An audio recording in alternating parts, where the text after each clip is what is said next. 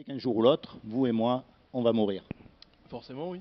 Et même si je vous souhaite de vivre jusqu'à 120 ans en très bonne santé, je ne peux pas vous promettre un mois, une semaine ou même 24 heures. Ouais, on sait jamais, forcément. Très bien. Est-ce que vous savez ce qui se passe une fois qu'on est mort?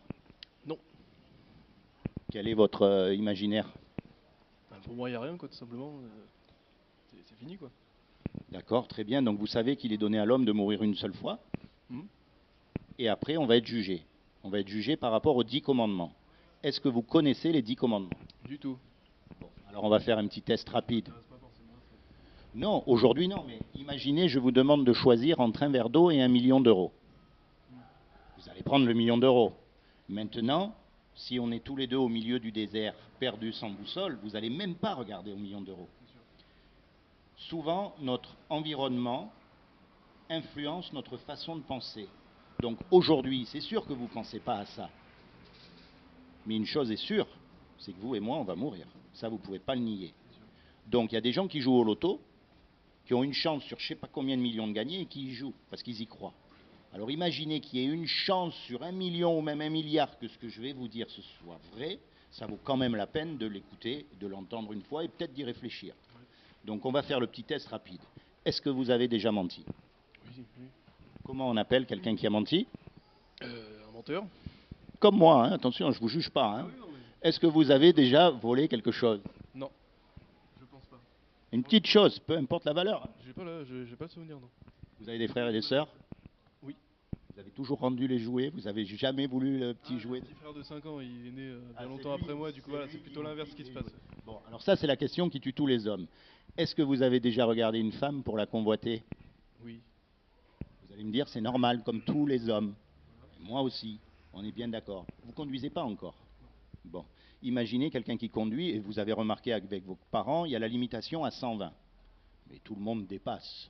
On roule tous à 130, 140, c'est pas grave, on est bien d'accord. Tout d'un coup, on entend la sirène de la police. Et là, on ne dit plus, oh, comme tout le monde, on s'assure qu'on est à la bonne vitesse. On est bien d'accord. Donc, une fois qu'on est mort, on va être jugé par ces commandements-là. Il y en a 10. Nous, on n'en a vu que 3. Mais déjà, si vous êtes honnête, vous pouvez reconnaître que vous êtes coupable ou innocent. Coupable. Et si vous êtes coupable, vous irez en enfer ou au paradis? En enfer, logiquement. C'est le principe, non? Ouais. Et ça vous fait rien de savoir que vous risquez d'aller en enfer? Pas forcément, non. Moi, j'aimerais éviter, disons. Oui, oui, oui. Si c'était vrai, hein, attention. Hein, À partir du moment où on y croit, forcément, on n'a pas envie. Moi, c'est pas quelque chose que je conçois, donc... Vous croyez pas en Dieu? Non. Regardez ce bâtiment. Oui. La preuve même qu'il y a quelqu'un qui a fait ce bâtiment. Elle est là sous nos yeux. Imaginez que je vous dise, ce bâtiment, au cours des millions d'années, il s'est formé tout seul, les pierres se sont mises ensemble, la peinture a coulé dessus, et puis 50 millions d'années plus tard, les volets se sont mis en place. Vous allez dire, mais il est timbré. Maintenant, vous regardez la complexité de la nature, des étoiles, de notre corps humain. Il y a forcément un créateur. On ne peut pas venir de rien, c'est pas possible. En tout cas, nous, on n'est pas capable de créer même un grain de poussière. Hein.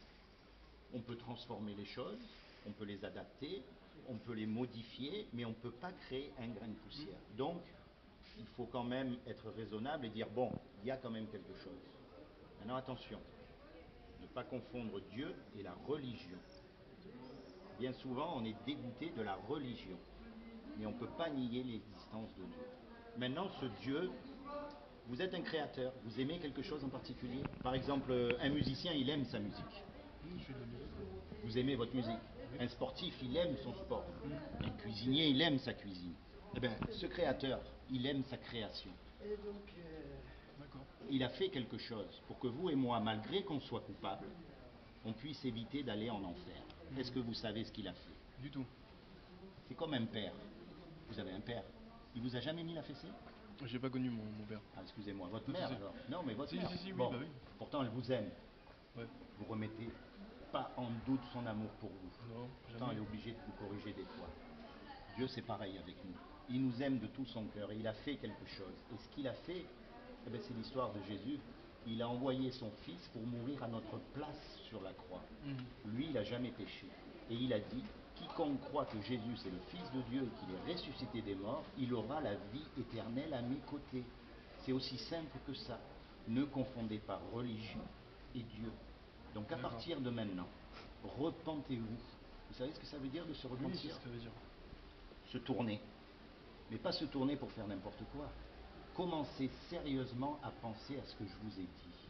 Pensez à Dieu quand vous êtes tout seul. Dites-lui, mais attendez, attends, moi j'ai parlé à ce gars dans la rue, un farfelu, machin, c'est vrai, c'est pas vrai, j'y crois pas.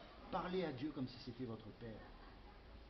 Tous les jours, les questions, dans tous les domaines de votre vie, mettez-le vivant dans votre cœur. Et c'est lui qui vous guidera après. Ça vaut le coup d'y penser, parce qu'on meurt qu'une seule fois. Et si une chose on ne doit pas manquer, c'est ça. Quelle que soit la galère où on est sur cette terre, on va s'en sortir. Que l'on soit sur une chaise roulante, que l'on soit malade, que l'on soit dans la guerre, que l'on soit en prison, on meurt, donc ça s'arrête. Mais la mort après, ça ne s'arrête plus. Donc, ça vaut la peine d'y réfléchir. Très bien. Vous avez une Bible à la maison? Du tout. Eh bien, trouvez-vous une Bible, mettez-la, lisez-la, mettez-la. Vous allez être surpris de ce que vous allez lire dedans. C'est pas le vieux livre qu'on lit à la messe. Vous J'ai allez déjà être lu des extraits, mais après voilà, je suis jamais vraiment intéressé. très surpris. Ben, pensez à ce que je vous ai dit, sérieux. Quand vous êtes tout seul, ok? Commencez vraiment à vous intéresser, parce que le plus important de la vie, c'est justement la mort. Et ça, on ne peut pas l'empêcher. C'est sûr. Merci beaucoup, mon ami. Merci à vous.